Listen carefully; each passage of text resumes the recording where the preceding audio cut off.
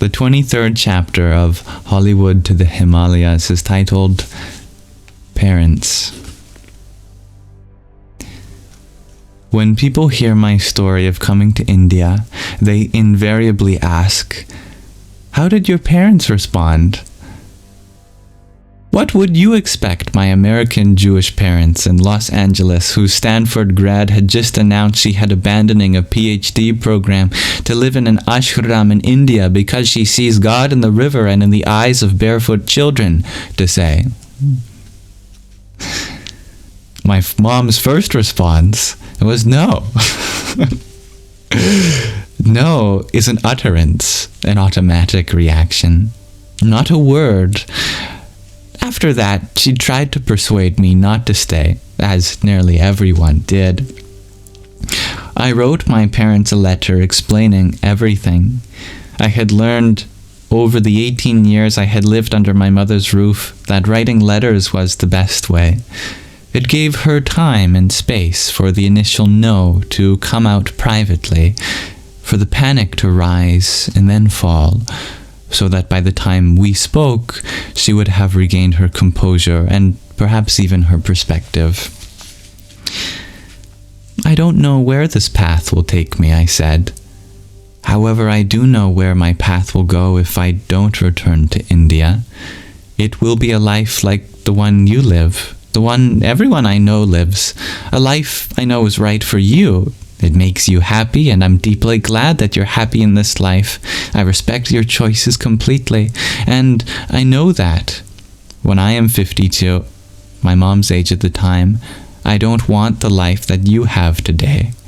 I say this with full respect and love. Your life is perfect for you, but it's not perfect for me. If I stay on the same train, I will end up at the same destination. Therefore, I must get on a different train. The only person I've ever met who is where I'd love to end up is Swamiji. I won't get all the way there this lifetime, but that is the train I have to get on. I would love to go with your blessings. I will, though, go even without your blessings, so please don't think that withholding your blessings will prevent me from going. Well said. Good on her. She was, of course, sad and worried. Yet, beneath her role as an over-anxious Jewish mother, I felt a deep acknowledgement. "You've become so serene," she said to me one day. "Just being with you makes me feel peaceful." The truth is a magnet, Swamiji had assured me. Don't try to force it on people, just live it.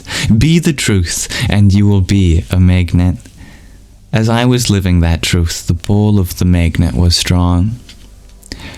My mother had wanted to go into the Peace Corps when she was just out of graduate school, but her father convinced her that if she took 2 years off in some remote part of the world, there would be no good men left to marry by the time she'd get back.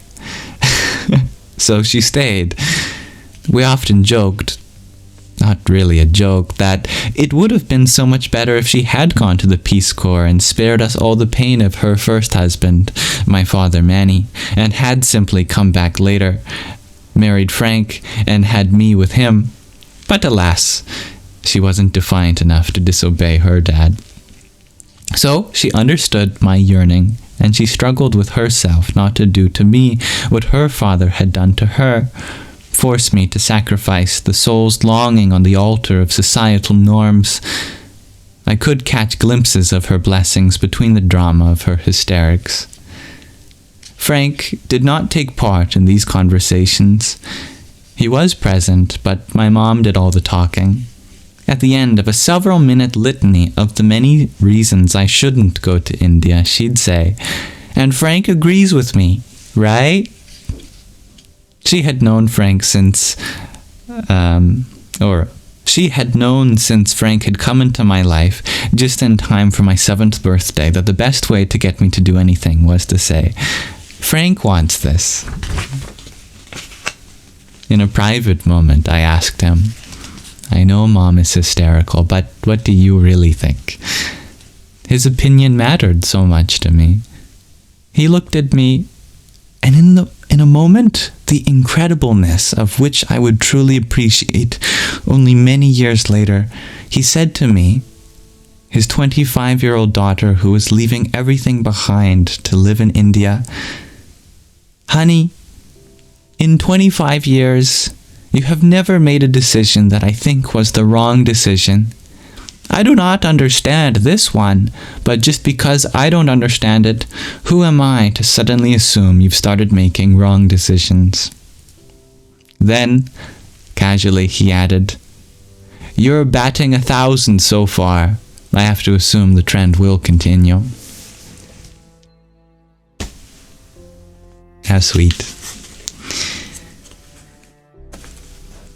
Well, that's as much of an approval from the parents as I think one is going to get, given that she has decided to pause her pursuit of her PhD degree and move to another country, a developing nation, to live with some guru. Thank you for listening. That'll conclude our reading for now. Namaste.